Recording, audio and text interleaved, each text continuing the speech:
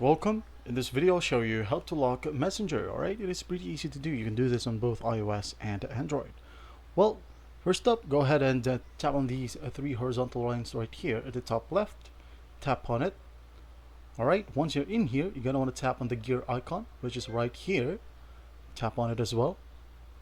Once done, you're going to want to scroll down, alright, until you find the section Preferences. In here under Preferences, you're going to want to go ahead and tap on Privacy and Safety. And in here under Security, you should be able to see App Lock right here. Alright, now if you can see App Lock right here under Security, just go ahead and update your Messenger. Go ahead and open up your Play Store and just type in Messenger right here. Messenger. Tap on Messenger. As you can see here, my app is updated and doesn't have App Lock. And why is that? Because right here on my phone, it is a Samsung A02s, which is relatively old.